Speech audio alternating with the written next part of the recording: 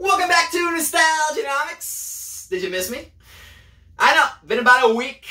Been dealing with some stuff in my personal life, but I'm back. Wanted to throw a video up, kind of give a state of the market August 2022, right? How's the market doing? Where are we headed? Is the doom and gloom real? How bad is it going to get? I don't know if anyone heard, but apparently Pokemon Go ETBs are already getting a restock / reprint. And they had nowhere near even really sold or moved from where they were. And so, yeah, things are probably going to tank on those. I wouldn't be surprised if we see those things in the probably high 30s an ETB. You can probably get cases under $400 here soon. This hurts me as well. I moved into Pokemon Go ETBs. Everyone knows that. I was very clear about it. So, hey, I'm right there with you. It sucks, right? Obviously, we know investing is going to be a long-term game. But at the same time, yeah, it sucks to be down on the investment right out the gate like this. So, is what it is. Got to eat that one. As far as Evolving Skies ETBs, those are the other ones that got announced. I guess are getting a reprint / restock. And so, I was holding a lot of Evolving Skies ETBs as well. I'm out of them. I 100% moved out of Evolving Skies ETBs. I wanted to lock in my gains. I didn't want to take that roller coaster ride. I thought, hey, if they're getting reprinted, I can just take my gains now, wait for them to get reprinted, get back in the, 40 or, high 30s a box, whatever they fall to this time, right?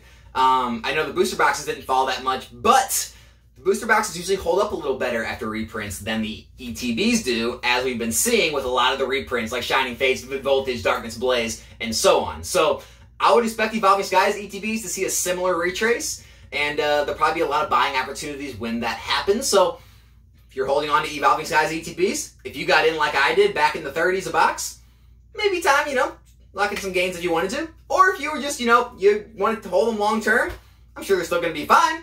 Don't worry about it. Don't worry about the short-term price fluctuations. As far as the booster box market, yeah, retracements across the board, right? Vivid Voltage, Darkness Blaze, they're back in like the 120, 125 a box. Those were both pushing the 140s. And so we've seen a pretty good, 10, 15% retracement on those. Not sure why. No reprints, nothing like that. Just like kind of the overall market downturn, more supply in the market than there is demand. Those sets are getting to their almost 2 year time frames. And so, those are something to watch for. Those could be good pickups, good timing to pick those up. Once sets move out of that quote-unquote reprint window, we usually see movement. And so we could see movement on those sets here in the near future. Don't know for sure, but it could be a good time to get into those. Not sure. As far as, kind of some of the newer ones, like the Battle Styles, the Chilling Reign, the Fusion Strike, seen a significant price decrease in Battle Styles, right? There's still just too much supply out there. There's not enough demand. There's too many big sellers holding on to too much supply, and they want to create some cash flow. So they're moving out. And Battle Styles is now back in like the mid-80s a box right now. And yeah, we knew it was going to be a long-term game. A lot of us got excited when it moved up near $100. It's back down in the mid-80s, so hey, just keep your mindset the same way. It's going to be a long-term game on Battle Styles. Just hold it. Chilling Reign, Fusion Strike, they're holding up pretty well. I think they're still in the mid-90s, high 90s. Not bad, right? They're not in the 80s anymore. Anyone who got in back then, they're probably a little up on their money. Anyone who didn't, maybe a little down, maybe even.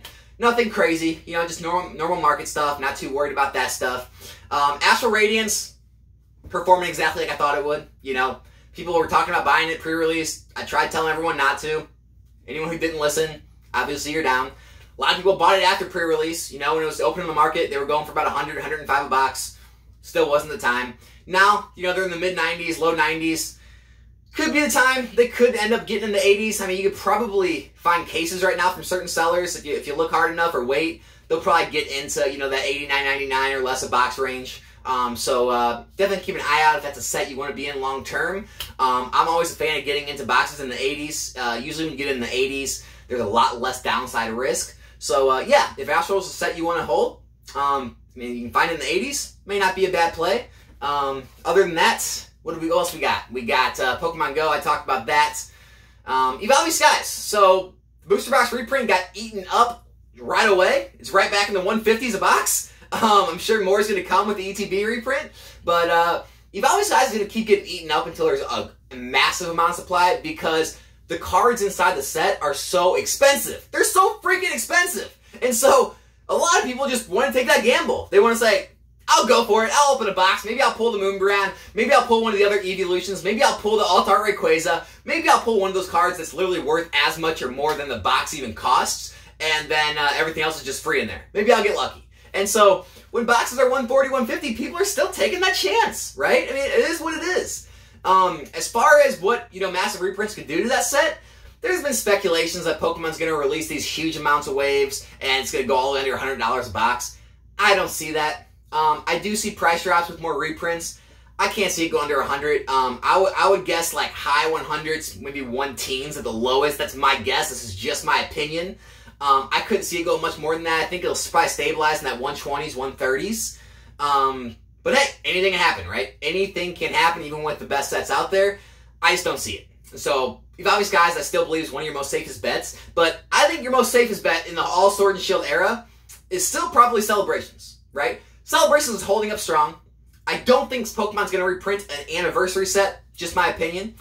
The EUPCs, they held up pretty well. I know they saw a big dip, and then they're kind of rebounding, they're kind of stabilizing. UPCs are in the, mid 300s, right? Low to mid 300s. It's not bad, right? That's not bad from where they came from. They're holding up well. The reason is, they got these two cards in them, right? They got the gold Pikachu, the gold Charizard. They got the other two promos. They actually have value outside of just the packs, right? But Celebrations packs are holding up too. The ETBs holding up around the $70 in ETB. Very strong. Still seeing multiple sales every single day of those. And so, yeah, Celebrations is probably one of the strongest ones I'm not worried about in the generation. Probably one of the investments that I'm not, eyeing too closely, worried about the price fluctuations on it. And then some other weird ones, like Champion's Path. I mean, Champion's Path's pretty old now. I'm not sure if we're going to see a reprint of Champion's Path at this point. And it's holding pretty strong in those $90s, $100 a box. Yeah, I mean, unless we see a large amount of quantity come on the market from a reprint or restock or big sellers that have been holding out, I don't see Champion's Path retracing a lot. Unfortunately, that just could be the price. You have to move into it if you want to be in Champion's Path, so I like that. Obviously, Sword and Shield base, Rebel Clash, those are holding up well. They didn't see a lot of printing in the beginning. They were kind of during the hype, during the boom. They haven't seen reprints. They're holding up pretty well. Not sure if it's going to come. I mean, we're going to be moving on to a new generation soon. I don't know if they're going to go back and print the base set of Sword and Shield, but anything's possible. So, overall, as a whole, obviously we're seeing some retracements on some boosters in the ETBs. Obviously, we're seeing some high performers, like some of those, Evolution collection boxes, or some of the certain collection boxes or tins, or anything like that. Overall, though, I think it's healthy. I think we're in a healthy market. The entire world economy is in a downturn. We're in a recession. No matter what any of the politicians want to redefine it as, we've seen 2 negative quarters of GDP growth. We're in a recession. Just say it. We're in a freaking recession. All right? So, with Pokemon holding up as good as it is, maybe 10, 15% down at the most on a lot of these things, a lot of them are just stagnant, flat, I think we're doing pretty good in a recession in Pokemon, right? So, not too worried about too much. It's definitely a buyer's market. There's a lot of sellers who are getting scared, who are accepting, offers on things, who are throwing things at the will of auctions and letting them go very cheap. So for buyers out there, what I would say, this is a time to be selective, all right? Have price points in mind that you're comfortable at, and try to find them. Send multiple offers to a bunch of different people who have best offer available. Wait for auctions, right? Be selective with the sets. This isn't the time where you used to be able to just cast out a wide net, pull all the products in of all the sets and throw them on the shelf and they were up in 3 to 6 months. Those times are over, right? And so now's the time to really do your research, analyze the sets, get an idea of the popularity, get an idea of the trends, how you see those sets moving in the future, and try to move in at the best price points you can.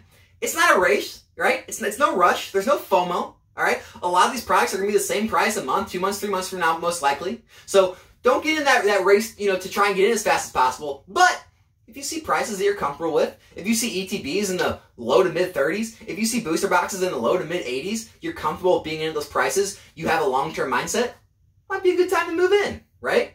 Could be a good time to hold. As far as the single PSA market, you know how I feel about those. I think the singles are going to continue to drop. PSAs are going to continue to drop as more supply keeps coming on.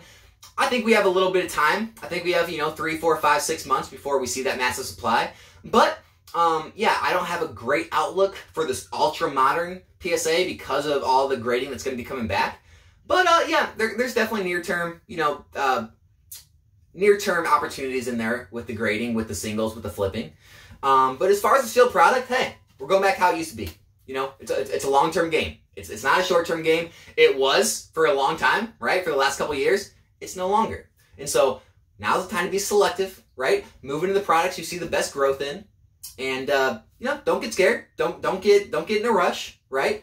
And all you collectors out there, this is the best time for you, right? There are cards ending at auction lower than they have in years, like even before COVID, right? There are, you know, there's just a lot of stuff right now that's a lot of good buys. So anything you've been waiting on, you had in the back of your mind, you maybe had those binder slots that are unfilled to those certain cards. Maybe you have those certain boxes or certain ETBs, certain booster boxes you've been wanting, those certain items, right?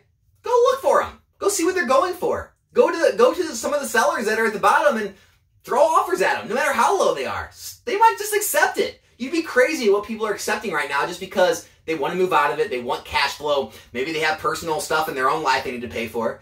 And yeah, they're letting it go. So great time for buyers. Not such a great time for sellers. If you're really looking to sell right now, you may have to take lower than you wanted. Or if you want to hold strong, maybe that right person will come along. Other than that, though, I think it's time to just kind of get through the tough times, right? Don't panic. And yeah, hope everyone out there continues to do well in this. If you got any questions for me, leave them in the comments. I'll do my best to answer them. And I'll try my best to start getting some videos posted again on this channel. So thanks for watching. My name's Alex. This is Nostalgianomics. Subscribe if you're not subscribed yet. I'll be back here in a new video soon. I'm out.